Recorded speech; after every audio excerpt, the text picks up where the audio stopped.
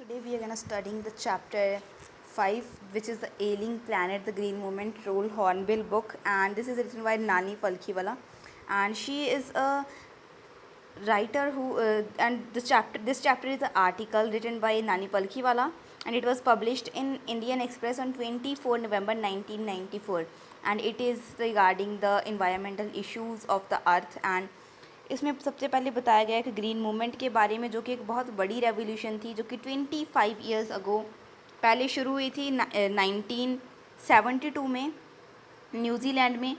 और तब से लेकर इस मूवमेंट में मतलब कोई भी पीछे मुड़ के नहीं देखा। इस मूवमेंट ने हमेशा आगे बढ़ती रही है और अब इस बहुत ज़्यादा डेवलप हो चुकी है ये, और इसने हमारी सोच को एक आज मतलब एक इकोलॉजिकल व्यू में चेंज कर दिया है।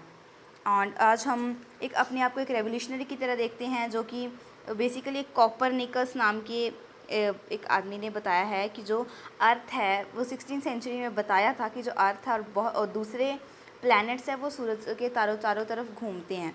और इससे पता चलता है कि अर्थ की भी इसकी अपनी एक लाइफ है और उसके भी बहुत कुछ उसकी नीड्स हैं, कुछ प्रोसेसेस हैं, और वो एक पेशेंट की तरह हो गई है अभी, और जिसका हेल्थ बहुत ज़्यादा डिक्लाइन हो रहा है। और इसलिए हमारी भी कुछ ऑब्लिगेशन बनती हैं अर्थ के प्रति, ताकि जो उसको बचाया जा सके, उसका जो हेल्थ है उसको फिर से सही किया जा सके। और इसके लिए कंसेप्ट सस्टेनेबल डेवलपमेंट इंट्रोड्यूस किया गया 1987 में world commission on environment and development उसके द्वारा। और उसके बाद सस्टेनेबल डेवलपमेंट हमने लास्ट क्लास में भी रीड किया है कि कैसी डेवलपमेंट जो कि जो प्रेजेंट की नीड्स को तो मीट करे, पर फ्यूचर की जनरेशन की नीड्स के साथ कॉम्प्रोमाइज़ ना करे। और इसके लिए मतलब अभी हमें फॉरेस्ट लगाने के बारे में बताया गया है। और उसके बाद लाजुका ज़ैम्बिया में एक ज़ू है लाजुका नाम का, और उसमें एक केज है। यहाँ पे एक पिंजरा रखा हुआ है और उस पर लिखा हुआ है द मोस्ट डेंजरस एनिमल। और उस केज में एक मिरर रखा हुआ है जिसमें कोई एनिमल नहीं है, पर हमें अपना फेस दिखाई देता है। और इससे मतलब वो हमें इस बात से अवेयर करना चाहते हैं कि इस धरती पे सबसे ख़तरनाक जानवर हम हैं, जो अर्थ के हेल्थ को डिक्लाइन कर रहे हैं। और इसकी वजह से उन्होंने ये भी बताया कि हमें डोमिनेंस के बदले पार्टनरशिप में जीना चाहिए, ताकि अर्थ के हेल्थ को फिर से बचाया जा सके। और साइंटिस्ट ने ऑलमोस्ट 1.4 मिलियन लिविंग स्पीसीज़ को अभी तक सर्च आउट कर लिया है, और ऐसी बहुत स्पीसीज़ है जिनको अभी सर्च आउट नहीं किया गया है। और ऐसा माना जाता है कि 3 to 100 million living species exist करती हैं हमारी अर्थ पे। और उसके बाद एक इंटरनेशनल कमीशन हुआ, ब्रांडेड कमीशन, जो कि एक इंटर आलिया कुछ कंट्रीज़ का एक कमीशन, एक मीटिंग हुई जिसमें इकोलॉजी और एनवायरनमेंट को लेके बहुत सारे क्वेश्चन किए गए और डिबेटिंग हुई, जिसमें मिस्टर LK जहा वो भी एक पार्टनर थे उस कमीशन के। और उसके बाद एक फ़र्स्ट ब्रांडेड रिपोर्ट निकाली गई जिसमें उसमें क्वेश्चन राइज हुआ कि क्या हम जो अपना एक प्लैनेट है उसको ऐसे ही खाली सा बेजान सा प्लैनेट बना के छोड़ देंगे, और जिसमें कि डेज़र्ट तो बहुत ज़्यादा होंगे, लैंडस्केप बहुत ज़्यादा पुअर होंगे, और एक एलिंग मतलब डिक्लाइनिंग इन्वायरमेंट होगा। और उसके बाद मिस्टर लेस्टर ब्राउन ने अपनी एक बुक ग्लोबल इकोनॉमिक प्रोस्पेक्ट में बताया है कि जो बायोलॉजिकल सिस्टम है वो मेनली 4 चीज़ों पर डिपेंड करता है: fisheries, forest, grasslands and croplands. और ये सभी चीज़ें फूड तो सप्लाई करती हैं, पर साथ में रॉ मटेरियल भी देती हैं, पर मिनरल्स और पेट्रोलियम वगैरह नहीं देती ये चीज़ें हमें। और अब हम इसका कुछ एक्सेसिव यूज़ कर रहे हैं एक अनसस्टेनेबल वे में, जो कि इन सब चीज़ों को बहुत ज़्यादा कम करता जा रहा है। फिशरीज़ भी कम होती जा रही हैं, फॉरेस्ट तो ख़त्म ही होते जा रहे हैं, ग्रासलैंड्स वेस्टलैंड्स में बदलती जा रही हैं, और जो क्रॉपलैंड्स हैं उनको वो भी तबाह होते जा रहे हैं। और एक आजकल एक प्रोटीन कॉन्शियस, और प्रोटीन के लिए हर कोई भागता है, और इसके लिए लोग ओवर फिशिंग मतलब ज़्यादा फ़िश खाते हैं, और जो कि आजकल बिल्कुल नॉर्मल हो गया है, कॉमन हो गया है। और कुछ कंट्रीज़ में तो फ्यूल इतना ज़्यादा महंगा हो गया है कि जो फूड में जो खाना पक रहा है उससे महंगा तो वो जो नीचे वाला फ्यूल है वो हो गया है। और इसमें हमें पता चलता है कि जो ट्रॉपिकल फॉरेस्ट है एक तरह पावर हाउस है ऑफ एवोल्यूशन की, और जो कि हमें बताया है डॉक्टर मेयर्स ने। और उसके बाद बताया है कि जो फॉरेस्ट हैं वो मैन काउंट से कम होते जा रहे हैं, और डेजर्ट बहुत ज़्यादा बढ़ती जा रही हैं। और जो अभी ट्रॉपिकल फॉरेस्ट्स हैं वो कि जिसको पावर हाउस ऑफ एवोल्यूशन कहा गया है, वो अभी 40 to 50 मिलियंस एकर्स ईयर कम होते जा रहे हैं। और जो डंग का यूज़ है वो बेसिकली बर्निंग पर्पज़ के लिए किया जाता है, जिसकी वजह से जो नेचुरल फर्टिलाइज़र्स हैं, डंग वो सॉइल से दूर होता जा रहा है। और वर्ल्ड बैंक ने कहा है कि अगर हमारे मतलब जैसे कि हमारी डिमांड्स हैं, फ्यूल वुड डिमांड्स, उनको देखते हुए 5 गुना ज़्यादा फॉरेस्ट प्लांटिंग करनी चाहिए 2000 में।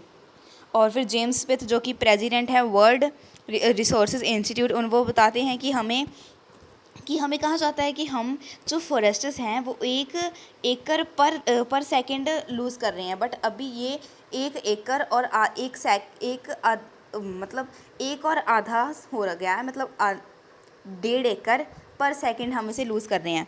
और एक आर्टिकल 48 है, अगर आप आर्ट्स के स्टूडेंट हो ये बहुत ज़रूरी है, हमारी हिस्ट्री में भी है ये। एक आर्टिकल 48A है जिसमें बताया गया है कि एक स्टेट है उसको मतलब ध्यान देना चाहिए अपने जो इन्वायरमेंट को बचाने पर, अपनी फॉरेस्ट्स और वाइल्ड लाइफ को सुधारने पर हमारी इंडिया में जो लॉज हैं उनको कभी रिस्पेक्ट नहीं की जाती, उनको कभी माना नहीं जाता। और इसके लिए एक एग्जांपल देते हैं अनटचेबिलिटी का और बॉन्डेड लेबर का, जो कि हमारी इंडिया में अबॉलिश किए जा चुके हैं। कास्टिज्म भी अबॉलिश किया जा चुका है, पर वो अभी भी बहुत ज़्यादा हद तक बढ़ रहे हैं और मतलब उनको कम नहीं किया जा सकता, कम हो नहीं रहे हैं, वो बहुत ज़्यादा बढ़ रहे हैं।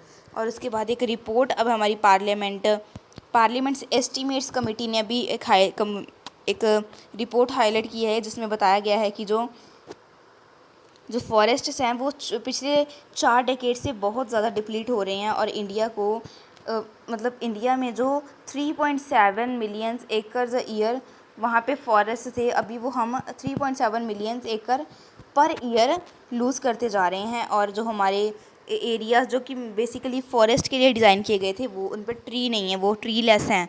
और उसके बाद जो फॉरेस्ट का जो लॉस है वो अभी 8 टाइम्स हो गया है, जिसका कि गवर्नमेंट ने जो हमें रफ़ डाटा दिया है उससे 8 टाइम्स ज़्यादा हो रहा है।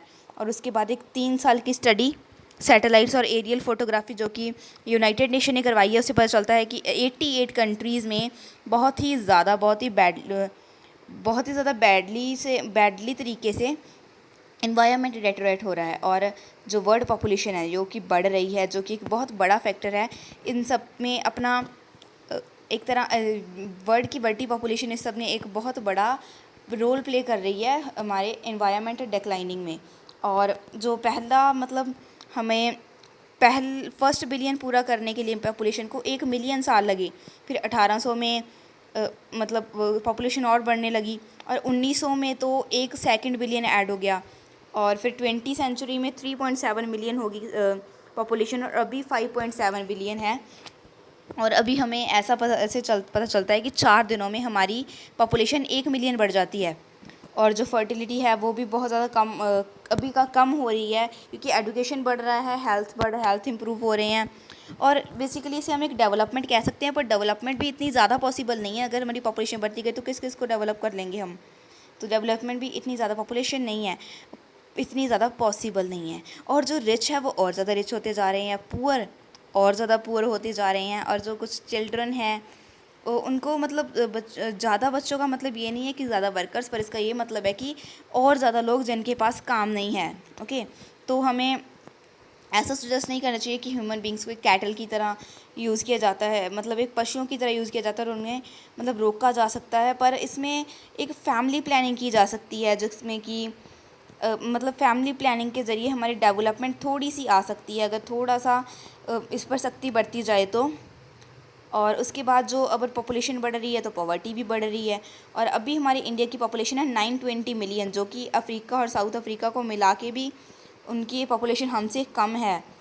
और हमारे इंडिया में जो बहुत सारे मतलब ऐसी सिचुएशन हो गई है कि बहुत सारे लोग तो अपनी हट्स वगैरह में ऐसे ही मतलब मर सकते हैं, क्योंकि उनके पास खाना तो है नहीं खाने के लिए, क्योंकि खाना कम हो गया, पॉपुलेशन बढ़ चुकी है। और सबसे एक मतलब ओवर लिमिट कंसर्न हमें देखने को मिलता है उस पर first time of in the history, कि जो पीपल कि जो हमारा सर्वाइवल है वो सिर्फ हमारे पीपल का नहीं है, हमारे प्लैनेट का ही है। हमारा प्लैनेट बहुत ही ज़्यादा अभी एक बुरी कंडीशन में है, और हमें और अब हम मतलब हम हमारे ह्यूमंस इसके बारे में कुछ अच्छा सोचने लग गए हैं। और जो इसका जो एनवायरमेंटल डिक्लाइन हो रहा है, इसका टोटली प्रभाव हम पे पड़ता है। इससे हमारी भी डेथ, मतलब अगर एनवायरनमेंट ख़राब हुआ तो हमारी ही सबसे पहले डेथ होगी, और उसके बाद फिर हमारा मतलब सारा फ्यूचर इस अब प्लानट की हेल्थ पर ही डिपेंड करता है। और इससे हमें एक एरा ऑफ रिस्पॉन्सिबिलिटी के बारे में पता चलता है, जो कि एक हॉलिस्टिक, मतलब एक सभी एक होल में एक किसी का व्यू, एक कंक्लूज़न में कह सकते हैं हम, एक इकोलॉजिकल व्यू, जो कि हमें एक इकट्ठे मतलब सारी वर्ल्ड को लेके देखना चाहिए। जैसे हमें एक थोड़े थोड़े पार्ट्स में नहीं डिवाइड करना चाहिए कि इतने पार्ट्स में हम ट्रीज़ वगैरह लगा देंगे। हमें सारे वर्ल्ड में और सभी तरफ उसे इंक्रीज़ करना चाहिए। एंड आफ्टर दैट इंडस्ट्री भी एक एरा ऑफ रिस्पॉन्सिबिलिटी में बहुत बड़ा रोल प्ले करती है, क्योंकि इंडस्ट्रीज़ बढ़ती जा रही हैं और इसके लिए इंडस्ट्री को भी थोड़ा बहुत कुछ करना होगा। और इसमें एक जो एक बिजनेसमैन है, बिजनेसमैन डू पॉन्ट, उसने अपनी कंपनी में मिस्टर एडजर एस वुलार्ड, जिसने 5 साल तक कंपनी को मतलब जो ड्यू पॉन्ट है उसने बताया है कि उसकी कंपनी में मिस्टर एडजर एस वुलार्ड एक नाम का एक आदमी है, जिसने 5 साल तक अपने आप को कंपनी का चीफ एनवायरमेंटल ऑफिसर घोषित कर दिया, जो कि होना भी चाहिए। और और उसके बाद जो उसने कहा कि और भी कंपनीज़ और इंडस्ट्रीज़ को इसे फॉलो करना चाहिए, ताकि हमारे इन्वायरमेंट की परफॉर्मेंस को सुधारा जा सके।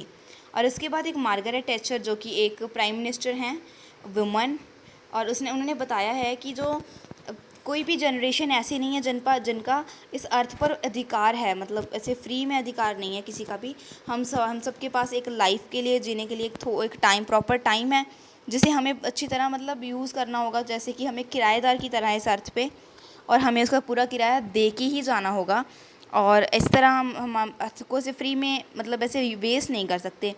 और उसके बाद मिस्टर लेस्टर ब्राउन के बारे में बताया गया, जो कहते हैं कि ऐसा नहीं है कि हमने जो अपना ये अर्थ है अपने फोर फादर्स, अपने पुरखों से उधार लिया है, मतलब पुरखों से उधार नहीं लिया, पुरखों से इनहेरिटेड, मतलब हमको जैसे गुड़ती में मिल रहा है, जैसे कि हमको अपने पेरेंट्स से मिलता है ना उनकी प्रॉपर्टी, इस तरह वैसे वो नहीं, ऐसे अपने फोर फादर से नहीं मिलता है, बल्कि हमने इसे अपने बच्चों से बोरो किया है, क्योंकि कल को ये उनका ही होने वाला है।